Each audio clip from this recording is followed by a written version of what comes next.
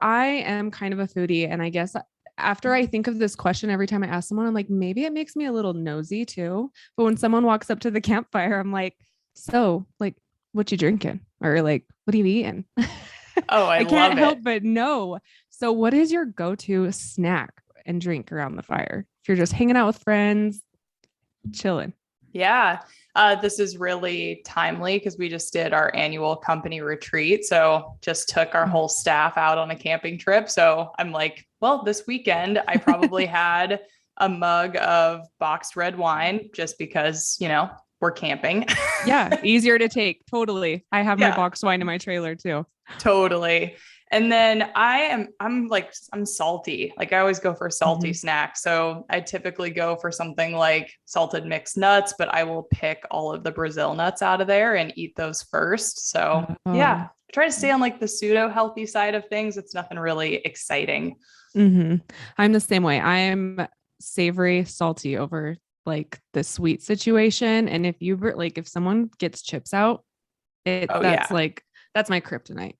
Totally. Chips I and then can't. popcorn would be like a pretty close second for a food with no breaks, is the way I would describe it. Yes. Take it away from me.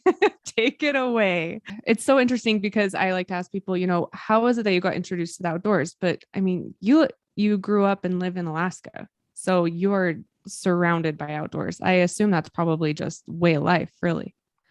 I think so. And then I also reflect back to my parents who are, I wouldn't call them outdoorsy people, right? Like my Mm. dad is an entrepreneur, and in my childhood years he spent a lot of time framing houses or building his brewery. And then my mom would take me car camping, like we would do those sorts of things, but Mm-hmm. I didn't grow up in a household that was like, okay kids, load up your backpack, off we go. And it was actually 10 years ago I just got this notification on Facebook that a memory popped up of my first backpacking trip that was, again, 10 years ago, and I had no concept of how to pack a backpack, right? Like I Mm. was one of those people that had just about everything strapped to the outside of it. And I think I think I carried my extra tough. So I like carried my rubber boots, knowing we were going to be doing some creek crossings. And my pack was so unbelievably heavy. And just reflecting back on that, like I feel like sometimes that introduction to the outdoors can be such a steep learning curve. And it definitely was for me. Like, even though I had grown up snowboarding or fishing or rock climbing, putting on a backpack and knowing how to camp and pack all your stuff, like that didn't come easy. That wasn't just something I think, and you probably more than anyone get this, there's probably this big misconception when it comes to someone hearing that you've grown up in Alaska. They Yeah. immediately go to like Discovery Channel or like what you see, like backcountry homesteading. And Yeah. And there's there's more like than an element of truth to that, right? Like that. my grandparents homesteaded 10 acres just south of Anchorage in the 1950s, pre-statehood.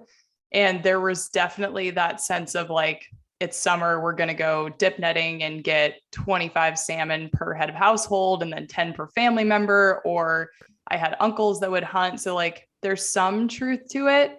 And then there's also just that, you don't necessarily do all of the sports at once. And I feel like for Mhm. me, I've definitely gone through phases of, learning about rafting and pack rafting and doing those sorts of trips, and then getting super geeked on backpacking and then learning how to hunt. And it's just been this like kind of slow progression for me of learning how to be an outdoors woman.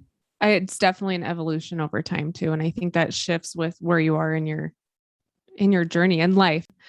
What was like your first vivid memory being outdoors?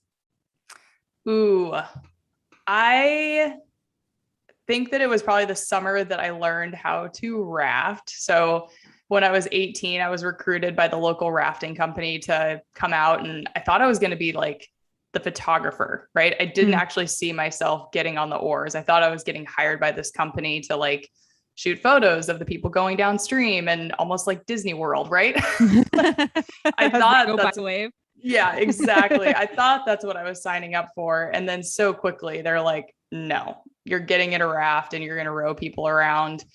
And that first summer, it was a really cool trip. We would meet up in Girdwood. We would drive to the train station.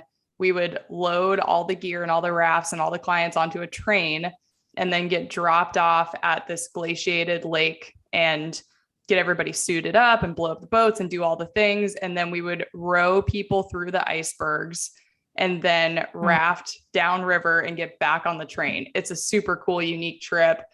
But that summer, I feel like really introduced me to how physically challenging it is. One, to like move an 18-foot raft full of people. I'd have 10 clients at a time in there with me, and I'm sitting behind the oars, like having to move these people around.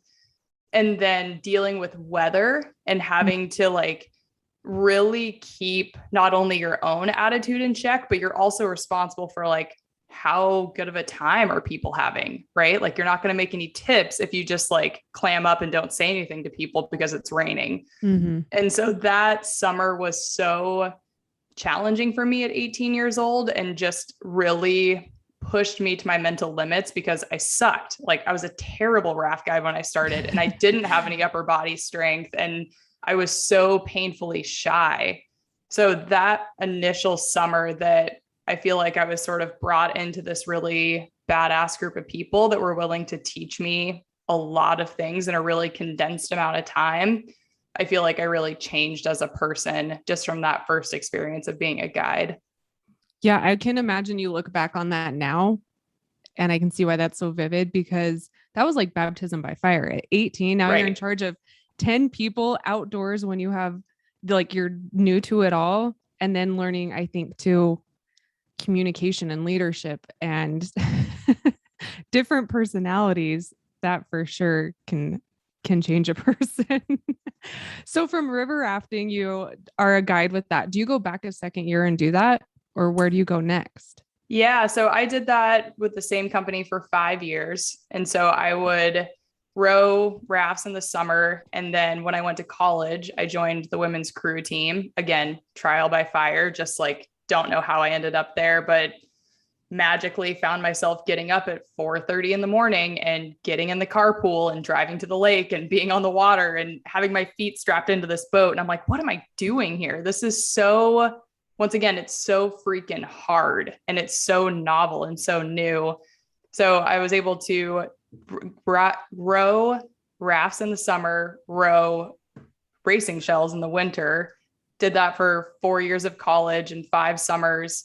And then I thought I was going to pursue my raft guiding career in Colorado. So like fresh out of college, I was like, look at me go, loaded all my shit into my pickup truck, took the ferry from Haines, Alaska to Bellingham, drove out to Colorado that spring and was like, okay, I'm going to apply for every rafting company here and like get a job. And so quickly I realized, one, I was spoiled living in Alaska and being on a river where we were the only guiding company. We didn't share the river with anybody else. All of a sudden I was living in Fort Collins, like paddle guiding on the Poudre River with 10 other companies. Right. So like all of a sudden it's just not the same feel. It's not the same vibe. You have like these really intensive schedules. It's class 3 and 4 whitewater with people who have no business getting into whitewater. Like the whole vibe was just different. And so very, very quickly I was like, I made a mistake. I don't want to be a raft guide anymore. And that kind of led me to a whole different trajectory, which was nutrition coaching and working with CrossFit gyms. So I feel like my story is so bumpy and so sometimes random, it feels like, but there's just been these opportunities that have continuously popped up for me that I've just jumped on, and then it's changed everything. I think that is definitely that's how my life is. At least I totally feel for you on that one. Cause nothing ever like lines up, but then I look back and I'm like, oh, but that makes sense because now I'm utilizing this here. So I guess a lesson all in itself. When you talk about joining crew, that's like rowing, right? Okay. Yep. Cause that's like, so I'm in Utah. Like we don't have like a rowing that I know of. I mean, there might be, for all I know. The only kind of knowledge I have of rowing is literally at the CrossFit gym. Like wanting to die, trying to burn calories, right? Oh my God. Anytime there's a CrossFit workout that has the erg programmed into it, I won't go. Like it just brings back so many crazy memories of crew, because we would have to row 3 2Ks for time every Wednesday and submit our times to our coach. And that was part of how he decided what boats we were in. We also had to submit our weight because you had weighted erg scores. And so like in my mind, there is nothing more difficult than like a really fast 2,000-meter row on an erg. And I won't do it ever again. I don't blame you. Because a lot of times at a gym, it's like an every 6 months thing. And that's when there's like crickets happening. You're like, son of a bitch, I showed up today. I didn't check what was happening. Totally. Just turn around, that every walk Wednesday, out the door. Yeah.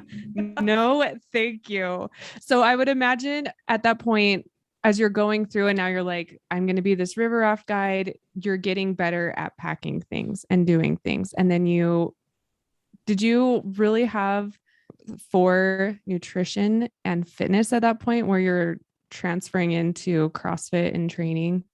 Was that kind of all along the lines of your river rafting and going to college? Yeah. So growing up here in Alaska, I was spoiled by having good quality food. And that was just sort of it's something that I took for granted for sure, that my mom would cook salmon and Alaskan grown peas and Alaskan grown potatoes. And like, there was just healthy food all the time. So then when I left for college to do crew, I was living in the dorms and suddenly it was like, ooh, there's maple donuts on the weekend. There's skim milk, there's cereal, there's like a hot food bar. It was just like, oh my gosh, there's all these fun foods that I never had before. And so quickly I got really freaking sick, even though I was exercising 30 hours a week with crew practice. All of a sudden I had head to toe what felt like hives. And what I later found out was actually a full-blown psoriasis outbreak. And I didn't know that I was predisposed to an autoimmune condition or predisposed to psoriasis. But as soon as my diet changed, like, boom, all of a sudden, my whole immune system was just lit up. And so very, very quickly, after going to some dermatologists and being recommended to get on, some sort of steroid cream to tame the inflammation, I was like, I don't know much about nutrition, but like, I kind of have an inclination that like whatever I'm doing right now with my freshman college diet is not working for me. So I basically spent the entirety of my college rowing career also learning everything I could about sports nutrition, because I wouldn't say that like I was predisposed to be really good at crew. Like I wasn't really a high school athlete. I didn't have any experience in the sport. Like I was coming in pretty freaking green. Like I couldn't run a 5K when I was a freshman in college. So there was, again, this really steep learning curve. And I felt like good quality nutrition was kind of my secret weapon, right? Like if I'm not the fastest girl on my team, if I'm not the fittest, right now, but I want to be really competitive and I want to be in that varsity 8, like it's kind of in my best interest to make sure that I'm eating healthy. So over the course of my college career, I learned a ton about eating for sport, paleo nutrition, gut health. Like you would find me at the local food co-op doing my homework and drinking bottomless cups of coffee and just like geeking on all things food for that 4 years. And so during that time, I think the also like important crux of all of this is, as a college female athlete in a sport that does track weight, like I mentioned, we had weighted erg scores. I fell head first into all things disordered eating my sophomore and junior year. And it was rampant, right? Like I learned how to count calories and I learned like, oh, if I eat 1,500 calories a day, like I start seeing weight come off of me really fast. And this is really fun because like I can buy jeans that are smaller, like people are noticing me, like my weighted erg scores, for a time were a little bit better. Like you kind of get that high from dieting and you kind of get that high from like seeing your weight changing. And so I fell pretty far down that rabbit hole, and thankfully had enough people in my close network that were like, girl, you look like shit. Just like, you don't look good. Your performance is suffering.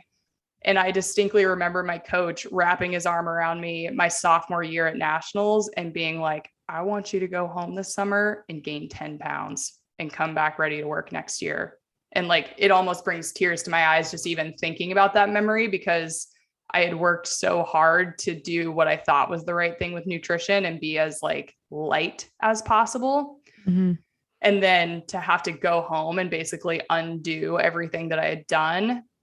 But it did make a difference. I gained 15 pounds that summer, and I came back my junior year and got my seat in the varsity 8 and stayed there through my senior year.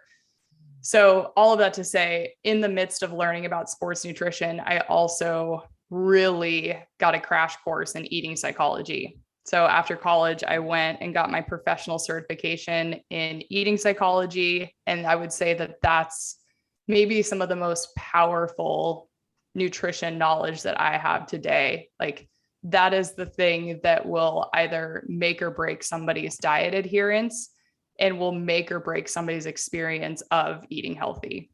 Mm-hmm.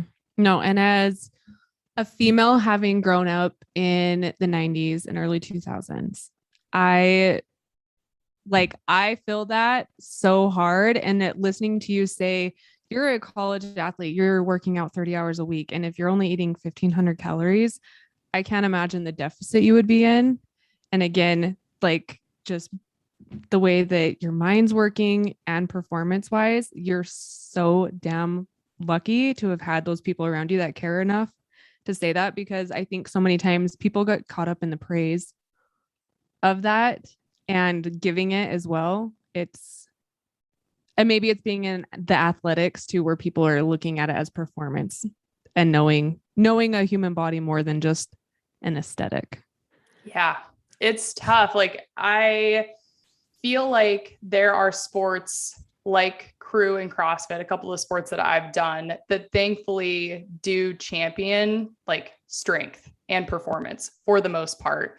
But there's also that subset of people that fall into that trap of like, well, the lighter I am, the more pull-ups I can do, or the lighter I am, the more likely I am to qualify for a lightweight boat. And then I'm going to be a top performing lightweight. And it's so slippery. And I feel like we need really, really, really good role models at every stage, especially as athletes. And thankfully I did. Again, I had teammates who were just freaking strong, and they modeled good eating habits, and they modeled really good performance. And I was grateful to have more of those teammates than the teammates who were kind of downward spiraling into all things disordered eating. And you see that if you're in a crew of 30 girls, like, you can tell pretty quickly who's on the healthy end of the spectrum and who's on the struggle bus.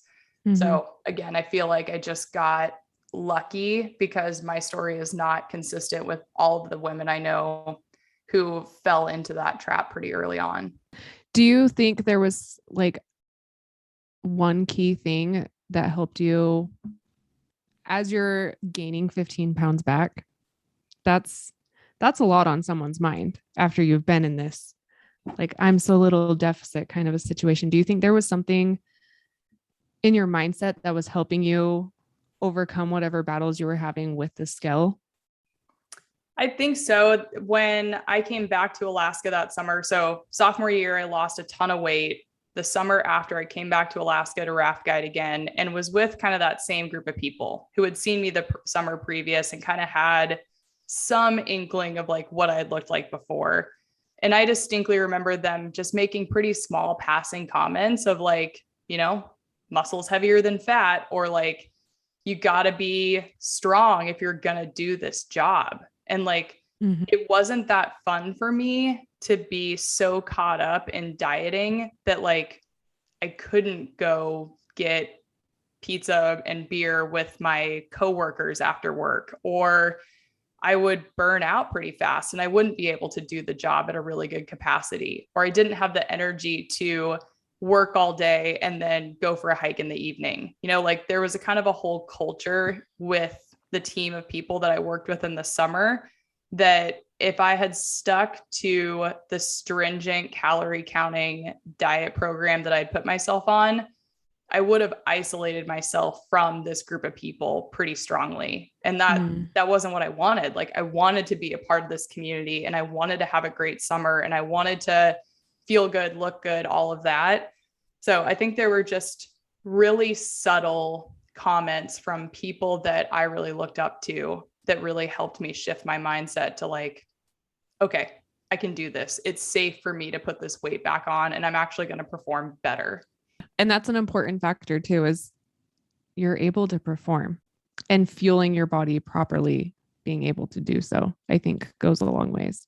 Totally. And I feel like there's so much to be said for that, of just what does fueling look like for you, right? Mm-hmm. And that's where it takes so much trial and error and so much connection with your own appetite or your own sleep schedule or the foods that you really like and incorporating those into the picture. And it's sort of a lifelong journey, because the diet that worked for you and made you feel strong 5 years ago is likely not the same thing that you eat now. And so I feel like that's where it's so important for people to either have a coach or have resources or whatever they need to help them identify like what actually does work for your body. Because I also remember in my CrossFit days, like the big thing that was pushed was the zone diet, right? And like, sure, I followed the zone diet, lost a ton of weight, but like, once again, my performance just fell through the floor. Like it wasn't there anymore.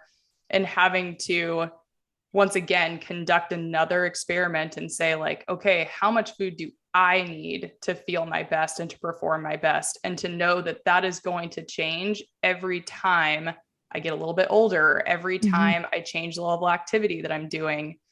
So I also would say that going on more backpacking trips also helped me really put 2 and 2 together, that the amount of food and the quality of food that I was eating was going to directly impact my ability to sustain multiple days of effort, right? Like when you're on a hunting trip, if you undereat on Monday and you're getting back up on Tuesday to go pack more miles, like you're going to feel it. And it's going to be kind of this compounding effect where you're like, ugh, I don't have anything to give on day 5. And then all of a sudden you're putting yourself in potentially a really dangerous situation because you can't perform and you can't get yourself out of there. So I do think that my backcountry experiences sort of helped me overcome whatever funkiness I had going on with food. So at this point, you've got like your autoimmune disease, or is that when you're starting to clean up your diet? And by cleaning it up, I mean like with probably whole foods, I would assume, and figuring out what's irritating you. Yeah, I went to sort of like a hippy dippy school. So again, I got really lucky in the stuff I was exposed to, but there was a class that I was in. I don't remember what the class was, but we had some sort of experiment to conduct with monitoring our blood sugar levels. And so it was like pre, post, and fasting glucose. And I was like, this shit's super interesting. Like I was really geeked on it. And at the same time, I also stumbled across a relatively new book called The Paleo Diet for Athletes. And for whatever reason, it just made a lot of sense to me. But I would have my sports nutrition sort of textbook, right, that really praises eating a lot of carbohydrates like bagels and rice and pasta and this, that, and the other. Oatmeal. I would eat like an ungodly amount of oatmeal in college. And then I had this other book that was saying like, nope, grains, dairy, refined sugars, too much fruit, like all those things are really going to have a negative impact on your body composition, your gut health, this, that, and the other. And so it took me some time to sort of make that transition away from the really high carbohydrate, low fat endurance athlete diet over to something that resembled much more of a primal diet, a la The Primal Blueprint by Mark Sisson. But when I made that shift And like to this day, that's a lot closer to how I eat. I don't have psoriasis outbreaks anymore. And if I ever do, it's because I'm allowing myself to indulge in things like pizza and beer. And so quickly, my body's like, no, no. Same. I'm the same way. That's actually how I came across you. Is my husband had heard you on another podcast, and I am the same. I eat fairly paleo. It's hard just to like bracket something, I guess, but starches, man, irritate me. Potatoes, beer, gluten. I feel you. So when it's like, when I do it, I pay the consequences. And it's even seems like, man, even just a couple weeks with, get hives on like by my mouth. I get swelly belly, and I have really bad endometriosis, and that all flares too. So nutrition has totally piqued my interest after kind of starting to figure out what my body needs and what, food is. They always say food is medicine and poison. And for me, that really kind of rings true. Right. And I think that when you have those firsthand experiences of like kind of testing your limits, right? It's like being a teenager and you're like, can I get away with sneaking out the back window and going drinking with my friends? Or like, no, I didn't get away with that. Like, it's sort of that playfulness for me with food of like, can I get away with eating sourdough bread and like brie cheese and drinking wine? And my body's like, no, you can't. Not if you don't want to feel like this. Not if you don't want to wake up in the morning and be like, ugh, gross. I feel awful.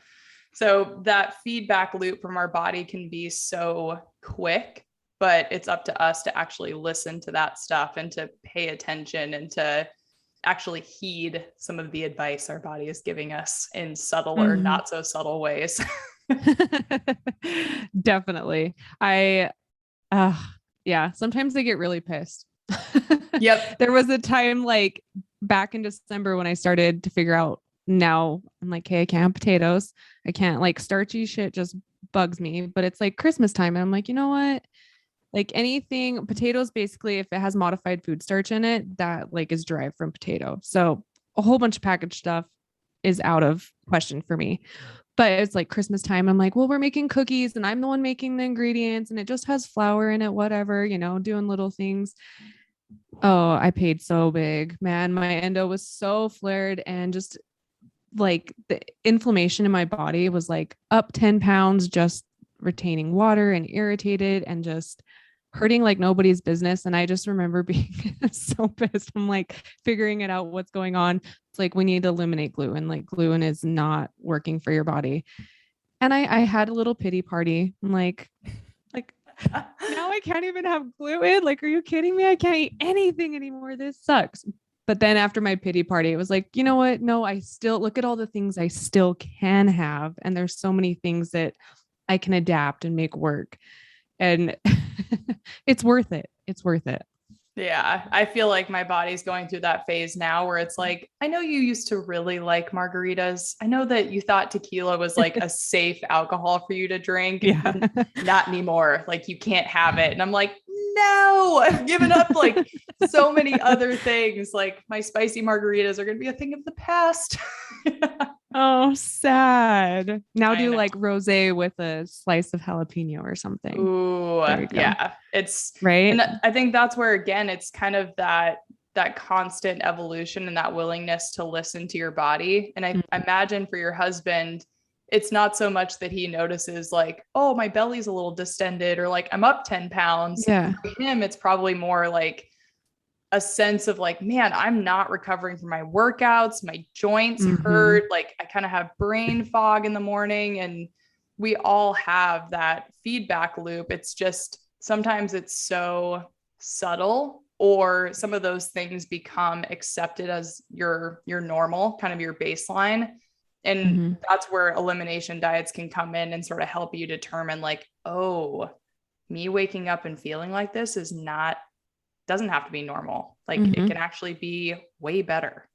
Oh yeah, no, totally. And I think for him too, because at one point when I first discovered like the starch and potato situation, for him, it was kind of like, okay, like, all right, hippy dippy or whatever, but then when he started seeing genuinely the difference it was making in my brain fog, in my freaking skin was just like always had boils and cystic acne on it, and my stomach feeling better. I was no longer just like aching and miserable. It's been pretty fun to watch like his outlook on nutrition and hearing things, because now he appreciates it. He sees what a big difference it really can make. And it is nice having his support now. Like, well, are you sure you want that White Claw? Like, Totally. is it worth it? You're going to bitch about it tomorrow. Yeah, totally. And then they're like, actually, maybe you shouldn't have that because I like you better when you're feeling better. Exactly. So from at that point, are you starting to like prep your own food and starting to like play around with dehydrating food? Yeah, after I graduated from college, so this is what year is this? I graduated in 2010. That year I was invited on my first Grand Canyon rafting trip. So 20 some odd days.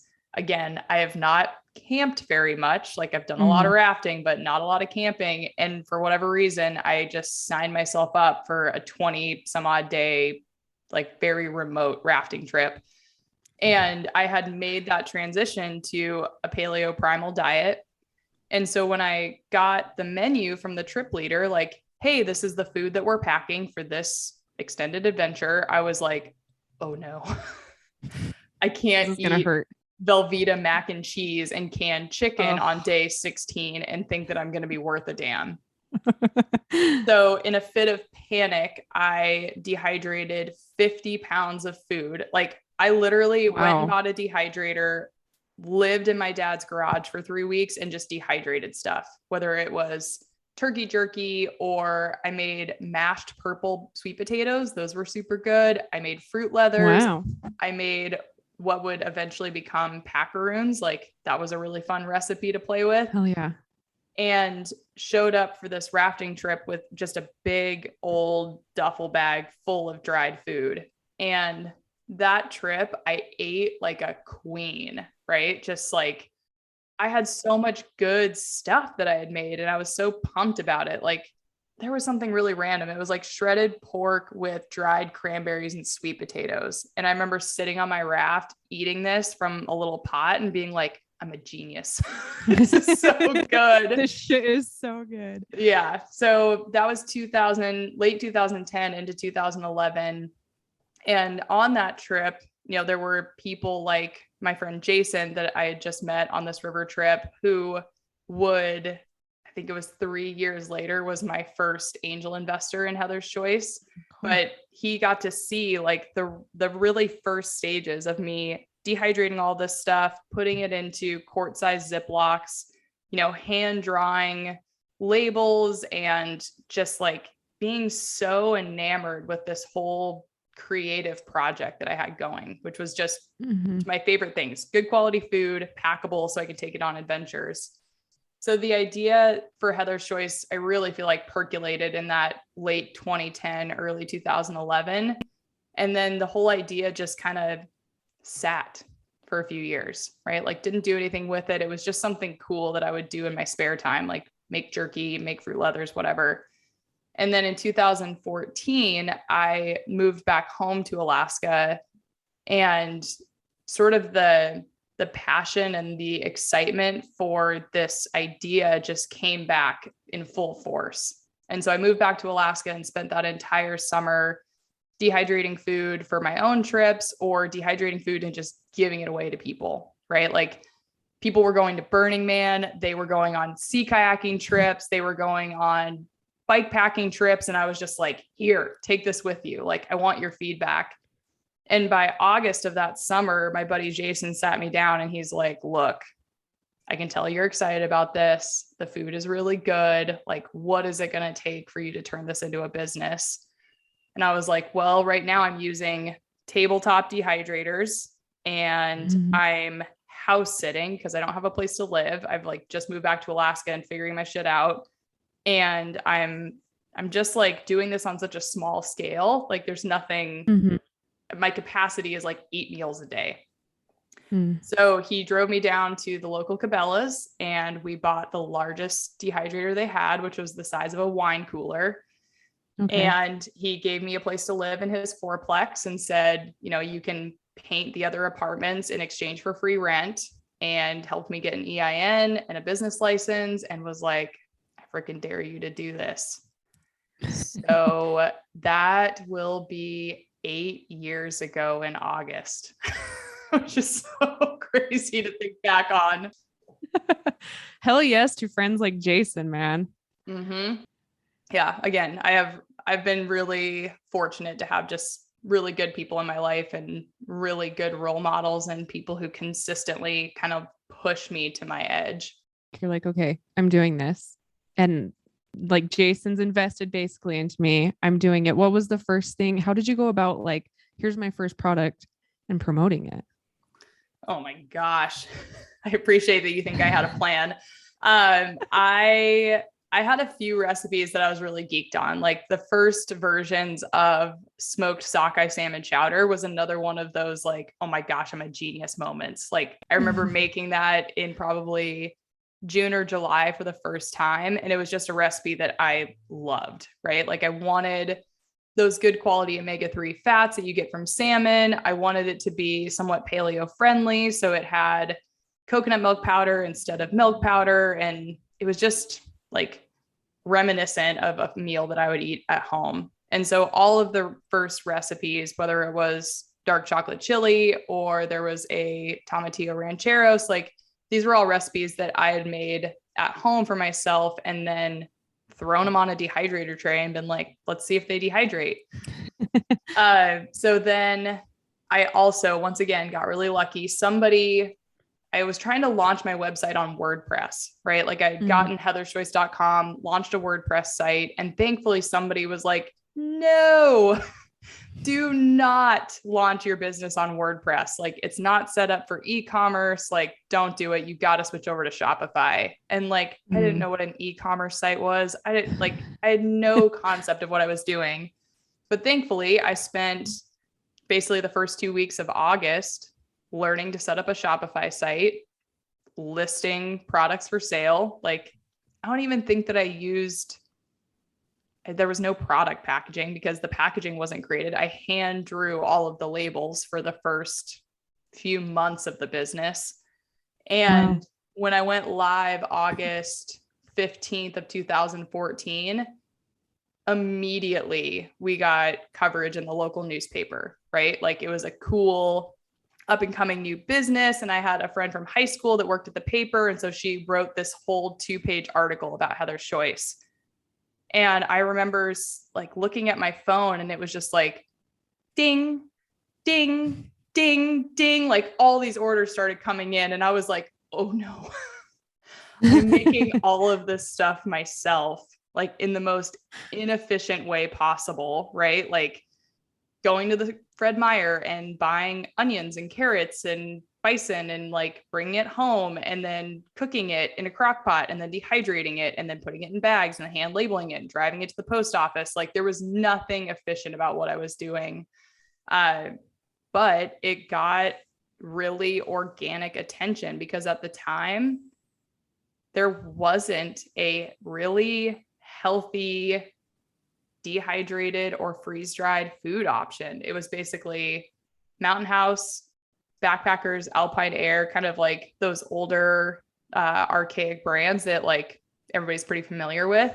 So we were sort of the first to really appeal to people who also had maybe autoimmune conditions or were following a paleo-oriented diet or were following a gluten-free diet. Like we were definitely at sort of I was kind of at the cutting edge without even realizing it, without knowing what I was getting myself into. So yeah, it grew really, really, really organically. And we were also really fortunate that the hunting community picked up on us within the first 3 months of launching, and hunters and the whole hunting community has continuously been the biggest chunk of our customer base ever since then. Did you ever have those moments when starting it, looking at all these other big companies that already have these meals out and think like, well, they're already doing it. Like, did you have that imposter syndrome ever? No, because you knew you were coming in from a different angle. I don't think that really took up much bandwidth in my mind, because I did feel like what I was creating was so differentiated, right? Because I had attempted to pack for my own trips and didn't find what I was looking for. I didn't find something gluten-free. I didn't find something organic. I didn't find something made with grass-fed meats or wild-caught fish. Like, it just wasn't what I was looking for. And when I started the business, there was no dreams and hopes and goals and aspirations of being like, even competing with those big companies. I was just doing something that I was excited about and just going for it and trying it on for size. So I think that those first 12 months of Heather's Choice were just really innocent in a way. Like, I was just trying it. You're like the true version of launch hard and fast and figure it out as you go kind of a thing. Totally. Yeah. So at that point, it's just you. Do you make it through? Is there a point where you're like, okay, I need to upgrade what I'm doing or get help? Was that like the first year? Yeah. So again, this was so flippin' rocky. In the first 3 months, so this would have been August, September, October, kind of into the first part of November, it was clear as day that what I was doing was not sustainable, right? Like, I was staying up all hours of the night, chopping vegetables, cooking stuff, dehydrating, shipping things. Like, it was madness. So the business pretty well shut down November through, I want to say like June, like, just sorry, like, we don't have anything for you. Yeah. Out of stock. Yeah, totally. And then I ended up going back to Colorado and reconnecting with friends down there who worked in a commissary kitchen. And I was like, okay, you guys, I've got these recipes. I've got this idea.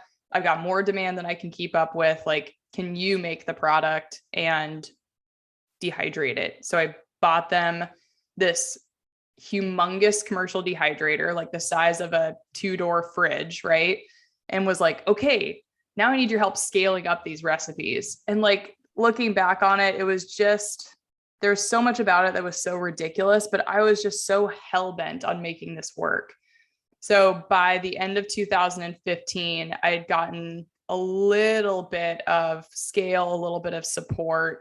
And I also realized, like, man, I need more capital. Like, I don't have the money to like keep playing this game.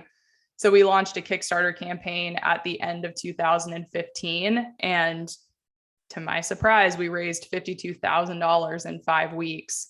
And every single dime of it went towards buying the next commercial dehydrator, the first rendition of our custom size packaging. Like, to this day, I think that Heather's Choice has some of the smallest packaging on the market, which was a really key piece for me, because I can remember back to my 10-day backpacking trips and being like, dude, this food needs to pack down as small and as tight as possible. So I think I spent $30 some odd thousand on packaging it within the first 16 months of starting the business. It was scary. And then flashing forward to the end of 2017, my co-packing arrangement that I had 15, 16, 17 was falling apart, right? Like, I was trying to manage a co-packer from Alaska to Colorado, however many thousands of miles away. I had no concept of quality control. I had no concept of cash flow, inventory management. Like, none of those things were on my radar. All I knew was that people were trying to buy the stuff and like, I didn't have enough of it. And we were dealing with all sorts of, again, quality control issues where we didn't know what temperature to dehydrate the food at. And so batches of food would go out that were basically charred to a crisp, right? Because if you can dehydrate it at 165, does it dehydrate faster if you do it at 200? Maybe, but you also end up with something that's comparable to like burnt cookies. So it was super messy, really hard, really ugly for probably 2.5 years. And then in 2017, we ended up deciding, and again, there is a we now, my boyfriend, Brad, and I are now running the business. We decided to buy an old coffee shop here in Anchorage. And we moved the entire business back here to Alaska. And it was one of the best decisions that we've ever made, because now the business actually is poised for growth. And there's been so many things that we've learned about manufacturing and building a team and distribution. And so many things have happened since we made that move back to Alaska at the end of 2017. But again, there was a couple of years there that it was just dark and scary and uncertain and frustrating for everybody involved, because I didn't have enough knowledge to confidently lead a co-packer and to really instruct them on how to make the product in a large scale. So yeah, those years were they were wicked. I guess I'll just put it that way.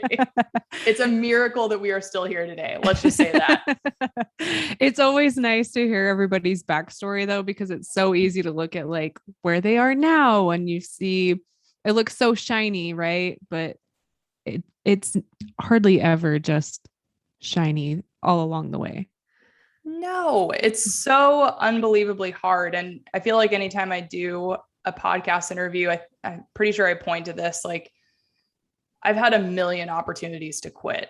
And I do believe that a large subset of people that would have been met with some of the really big, gnarly, ugly challenges that we ran into, like they would have thrown in the towel on it. And I'm not convinced there won't come a day that I'll be like, oh, maybe I should have gave up on this. Like there's still even though we're 8 years into it, there's still that question of like, are we going to make it? Right. And I think for myself, I'm so hell-bent on being successful and seeing something through to fruition that I'm willing to endure a lot of ugly, a lot of scary, a lot of hard.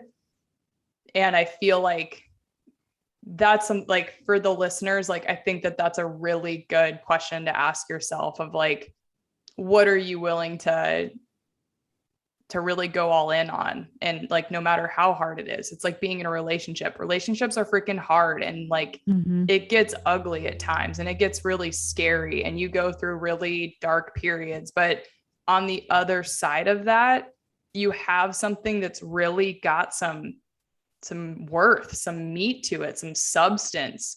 And I feel like it's so easy nowadays to try something on for size and then to be like, this is hard. This isn't for me. I don't really like this. And then move on to the next thing. And I feel like we lose a lot with that attitude versus sticking with something long enough that you actually see it through to fruition and reaping the benefits of that entire experience. And would I do this all over again? Probably not, because it was really bad. But I also recognize now, my tolerance level for stress and for challenge is so much higher than it was when I started the business. Oh yeah. No, there's days that I have that are really hard or something comes through and I handle it. And then I kind of step back and I'm like, I handled that pretty damn well. Old me would have not. Right. It definitely gives you moments of gratitude to look back on things. And yeah. Oh man. Starting a business, man. It's not for the faint of heart. I would imagine too, because you watched your dad, you said, be an entrepreneur. Do you think you've got a lot of that maybe passed down to you after watching him do things like that? I think so. I remember my dad really early on saying just hang up your shingle, right? And see what happens. And I feel like now the business has its own momentum. We have a staff of 12 people that are all fired up and excited and committed and really here for it. And then we have a customer base of thousands of people who are excited and pumped and can't wait for the next thing. And so now there's so much momentum that it doesn't feel like as heavy of a lift. Like I'm no longer pushing. Instead, I'm kind of being pulled a little bit. Mm-hmm. And that's a really nice place to be in, because there were so many years that I was just pushing this rock up the hill and like wondering if it was just going to start rolling backwards and crush me. And now I'm like, okay, we're about to sort of like crest the top of this hill and really start to see this thing like take on its own momentum, which is kind of my dream scenario, right? Mm-hmm. Like, even though it's got my name on it, I hope that Heather's Choice becomes something so much bigger than me and basically starts to stand up on its own 2 feet and like have a life of its own. Like that's really what I'm driving towards. As you go through and you're doing that, I'm sure it's evolved so much over the years. I think you said you started with how many recipes? I think let's say I had 8 recipes to start. It was really small. And your packaroons, right? We're in the packaroons, something that and those are the best. I highly recommend.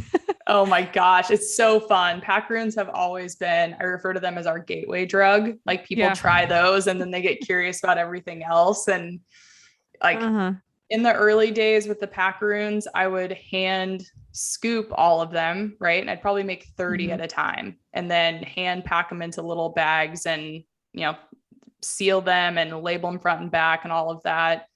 Today, we just set up our new cookie former. So it's an automatic machine that deposits 2 cookies at a time. So like, oh, wow. I think now with our equipment and our setup, we can make something like 60 cookies a minute or something. It's ridiculous, like how much more efficient we are now. And it's crazy that packaroons also have sort of like a life of their own. They have their own little cult-like following. And I'm just like, oh my gosh, this is so crazy. But yeah, thank you for the kind words on the packaroons. We make a shit ton of them and people love them. Yeah. I got some to take on our Robbers Roost trip and we're down in the middle of the canyoneering. So we're there and what I have is what I have. And I got one eating it. And my husband comes by like, let me try it. Like I'm the one that introduced you to Heather's Choice. Let me try it. I'm like, okay, let him take a bite. And he's like, oh yeah. I'm like, no. Like I only packed so many for this trip and these are mine. Don't even think about it, dude. So they're good. Yeah. And he doesn't like coconut. So that's saying a lot. So I was like, he's not going to like it. Nope. He's in for it. How do you go about finding new recipes and creating new recipes? This is a good question. In the early days, like I mentioned, it was basically me making something at home enough times, like the dark chocolate chili recipe, our original grass-fed bison chili recipe that we had. I literally would make that for myself once a week at home. And that's been sort of historically where the Heather's Choice recipes come from. Like it's something that I've just made on repeat. And I'm like, I think I can dehydrate this. Thankfully, in the last year, we hired one of our team members named Brittany, and she came into the business and was like, oh, I have a culinary background. And I was like, you do? Tell me more. Because I don't. Like, I can make a badass home cooked meal, but like, I don't have any professional culinary training. And so this past year, so 2021, Brittany and I spent all of the fourth quarter together in the kitchen. Like I would pick her up on my way to the kitchen on a Saturday morning. We'd get coffees. We would come in and we would literally sit with like a 2-burner induction burner and make like really small batches of stuff, whether it was the lentil soup or it was the shepherd's pie. We'd make these little baby batches, put it in the dehydrator, come back the next day and like taste test everything. So now the adventure menu, I can come with the concepts and say like, I really want a shepherd's pie. I think it's going to be a huge hit. Like everybody loves like mashed potatoes and everybody loves veggies and grass-fed beef and all of that. But like Brittany really headed up the recipe development on that meal and like made it as awesome as it is today. Or she helped me refine the marinara sauce for the mom's spaghetti. Like making 40 gallons of marinara sauce is like really challenging to figure out how much salt you add to something that size, right? Yeah. So having a team member like Brittany has completely changed the game on our product development, because I now have somebody that I can just say, like, here's a concept, go play with it, go try it. And then she really spearheads all of the small batch recipe development, the taste testing, the scaling the recipe up. And that's where, again, it kind of points to the business now having sort of its own momentum, where like, I don't have to be the one to actually physically do all the heavy lifting on product development. And if anything, my team is just like chomping at the bit for the opportunity to develop new recipes and to get them out there in the world. And that is such a sigh of relief for me. I can imagine, because now you're almost back to that point where it's like the passion's there and you're the creator and the creative with it versus the workhorse having to do it all. Yeah. It gives you that space. I'll bet that is just a fun day, being able to like come up with something, play with the spices, drink coffee. Oh, it is fun. And it's really fun for somebody like Brittany. She has 5 kiddos, a 6th one on the way. And like, there's a lot of longevity in this for her to like continue to tweak and play and refine. And it adds so much value to the business to have somebody developing new products. And yeah, I think that that's where I'm finding myself, is realizing, okay, I've done some of these other pieces. Like, what's next for me in the business? What's the next piece for me to learn and to really master?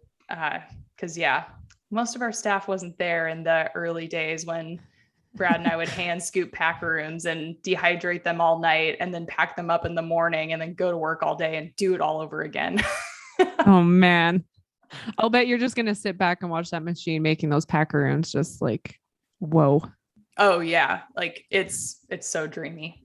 I can imagine. What does a day in the life look like now for you? Because you mentioned it used to be get up in the morning, dehydrate it, come back, pack it while you were working. But now you are full blown Heather's Choice. You've got 12 people. What does a day in the life look like as Heather of Heather's Choice? Ooh, it's ridiculous. I'll just say that.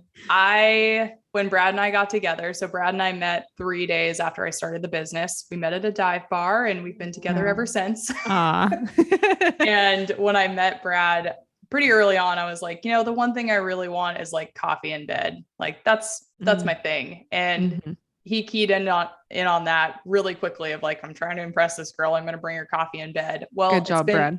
8 years of coffee in bed. So the streak is still very strong. So I start my day just like chilling out for the first hour. I spend a lot of time with my journal. I pull tarot cards. I will use my planner. I will just like kind of get my head screwed on straight for the day and just make sure that energetically I know where I'm at, right? Because when I show up to the business, people do feed off of my energy. Like it's either good or it's bad, right? Like either I have a positive influence or I'm pulling everybody down. So I take that really seriously.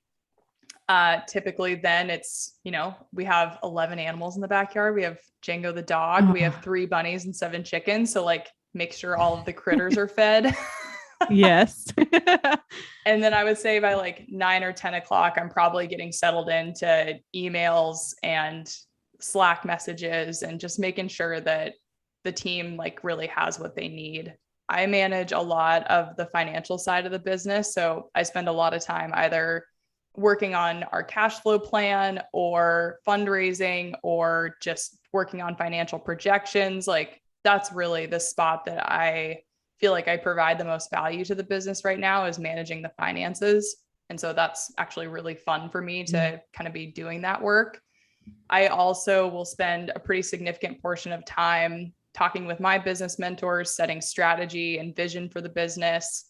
And then finally, another creative project I get to work on is supporting our team member, Brooke, on all things marketing. So that might be social media posts. It might be working on our email marketing. It might be creating assets for that, like doing our food photography. It's something pretty creative in the day that's content oriented. And then I put in my little headphones and I go to the gym and tune out the entire world for like an hour and a half and just don't think about work, don't check my email, like whatever it is, I am not available for that chunk of time. And then come home and hang out with Brad and make us a bomb ass dinner and call it a day. So it's very, very simple right now, I would say, like for the most part. And Brad and I don't have kids. We just have all these little critters running around in the backyard. So it feels like we're in a really sweet spot of just, yes, we have to take care of our team and make sure they have the things that they need to keep the business operating. But there's a lot less heavy lifting as far like physical heavy lifting for us of making the product. It's so much more enabling, and then also making sure that everybody's crystal clear on where we're going and how the heck we're going to get there. Well, and you've probably I know you've worked really freaking hard to get to that point. That was probably at one point, like, that would be my ideal day. Yeah. I think now as I start to craft my ideal day, there is much, much, much, much, much more time for like my own personal creative pursuits. And so even now at Heather's Choice, a year ago, we instituted the 4-day work week. So our whole team works 4 9s. And so everybody has 3-day weekends ideally. And those days that I have off from the business, like I'm actually at that point that I can legitimately check out and I don't have to check social media. I don't have to check my email. Like there should be nothing really, really pressing or on fire for my 3 days off. So then it really allows me to feel creative again, whether it's gardening or it's making tinctures or it's like baking. It doesn't matter what it is. It's just something that is wholly unrelated to the business. And that feels monumental because I know so many entrepreneurs who find themselves completely absorbed by the business 24/7. And I'm really grateful right now at this phase of my life that there can be significant chunks of time that I am completely checked out. That recharge does a lot for somebody too, having that little reset. Oh my gosh. Yeah. It's been a huge selling point for as we're onboarding new team members, like letting them know that they get a 3-day weekend, they get an extra 50 days off a year. Like it's been a really fantastic way for us to recruit and keep team members. And it's been really healthy for Brad and I to also have that separation from the business. I'll bet that helps a lot with like rapport. And I would assume I've heard other people say that they notice a big performance difference in their teams by doing that as well. Yeah. I think everybody needs that extra day. 2-day weekends they're not enough. They're not enough. No one needs the Sunday scaries. One of my biggest tips when I talk to people or just anybody that's getting started in going adventuring, whether it's hiking or hunting, or even I get talking to my guy friends that are like trying to get, especially their girlfriends, their wives, their daughters out. I'm always like, look, dude, for some damn reason, you guys, like men in general, are like, I don't know, I have a granola bar. Like they're totally fine not having snacks or a good meal. And I am like the opposite. I am happy to carry the extra weight knowing that I have food. I'm going to enjoy myself. I have all the snacks. That's my biggest tip. I know from what I've heard that you enjoy like thinking of packing for a trip. So if someone was going for like a 3-day hike where they're spending 2 nights, what would you say to somebody like, this is what you should pack that I think you would enjoy? What do you need? Because so many people are like so daunted and like, I don't want to think about that.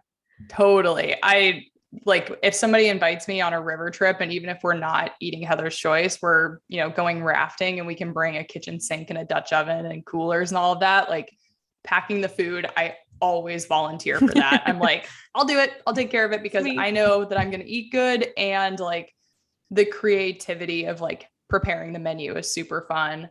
So I would default back to people really thinking about what are the foods that you actually like to eat. So like, if I really like apples and that's something that I eat every single day, like you're probably going to find one of those in my pack. Or maybe I will go through the effort of dehydrating apples. when I think about dinners for everybody, like making sure everybody's getting enough protein, especially if you're packing food for like the men in your life, they want something that's got some real meat to it, right? And they want something that's going to leave them feeling really satiated. So that's why we have so many meals like the shepherd's pie, the grass-fed bison chili, things that are really rich in protein.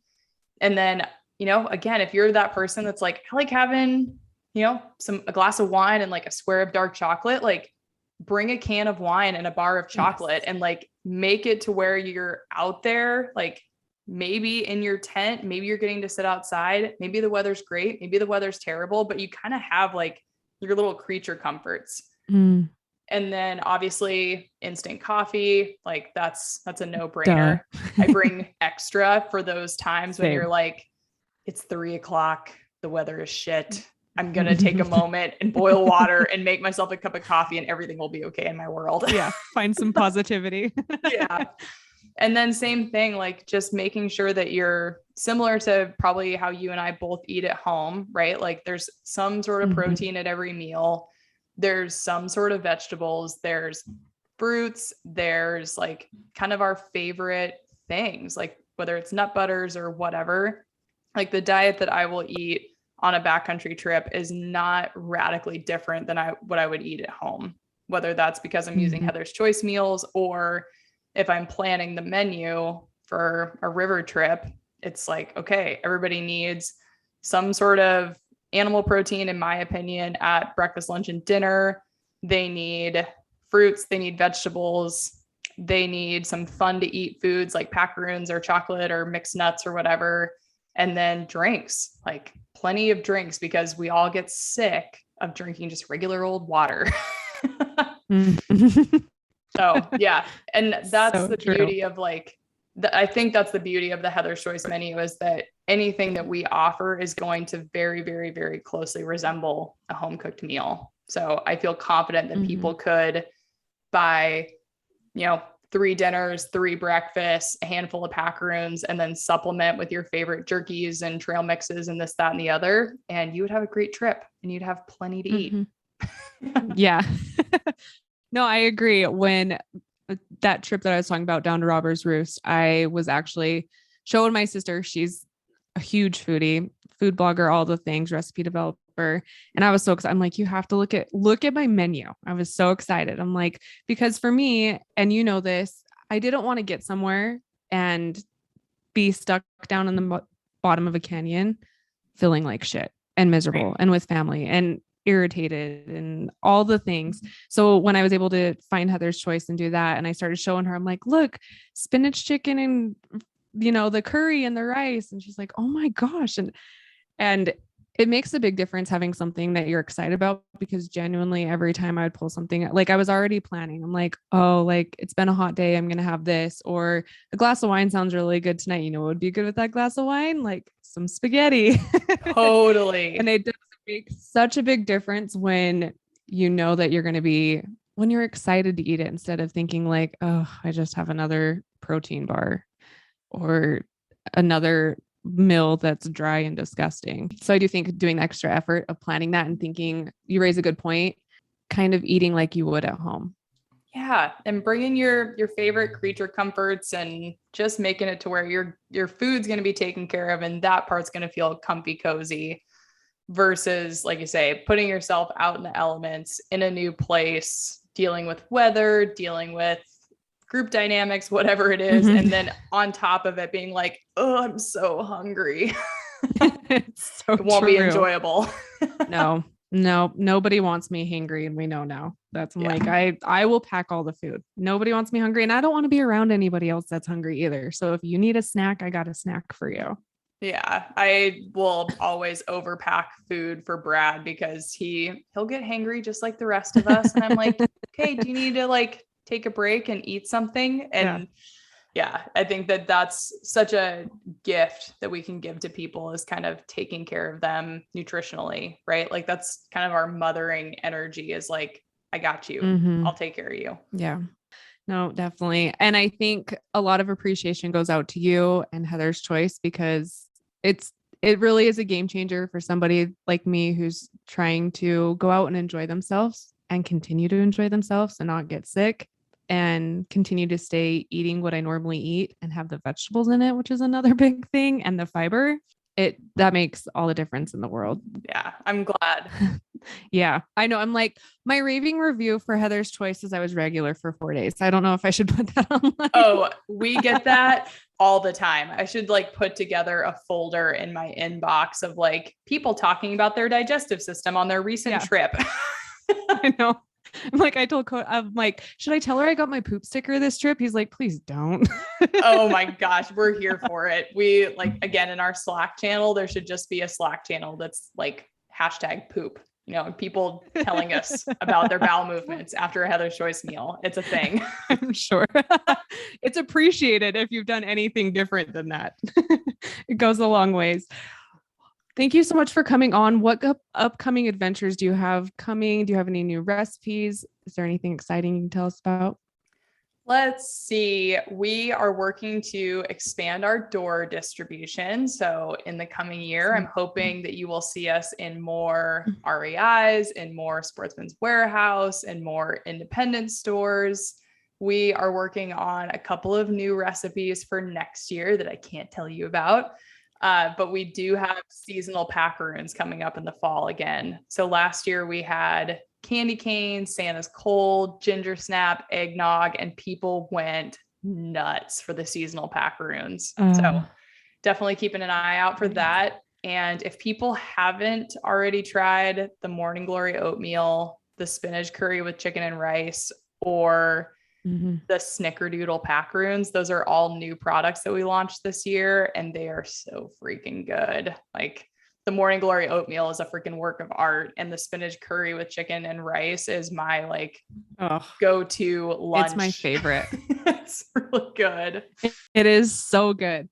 Yeah. I really don't have, usually I have a big river trip on the horizon or something like that. And this year I've really settled into one, being here working on the business, but then also really being home and really enjoying that and not kind of fighting it. Like we kind of talked about earlier, you go through these different phases in your life and these different seasons. And I'm definitely in the season of being home, tending to the garden, keeping the animals alive, like investing in our home any way that I can. And it feels really good. I'm into it. That is good. Sometimes sitting back and doing nothing is great. Oh, it's sometimes we adventure too much and I'm like, I just need to be home with my toes in my grass. Yeah, totally. Like I'm all here for that and just settling in and not feeling the pressure of packing too much into a summer. No thanks. Been there, done that. Well, Heather, where can everybody find you? They can come say hello to Heather's Choice on Instagram. We're just at Heather's Choice. Also encourage people to check out the Heather's Choice website and shop the full adventure menu. We currently have 8 dinners, 6 breakfasts, and 8 packaroon flavors. And if I have anything to say about it, there will come a day when we will have our own jerkies and trail mixes and hot drinks and all the things. So I'm sure you get all the requests. Oh my gosh. Like if I had a nickel for every time somebody requested like a Heather's Choice energy bar, I'm like, oh my God, I can't believe we're going to compete in the energy bar market, but it's coming. Then if people want to come say hello on my personal Instagram, it's at Heather Teresa Kelly. And I share, photos of the bunnies and Jingo the dog and just kind of my like home life and kind of the stuff that keeps me really grounded outside of work. Well, thank you so much for coming on, Heather. I appreciate it. Yeah. Thanks for having me. It was fun.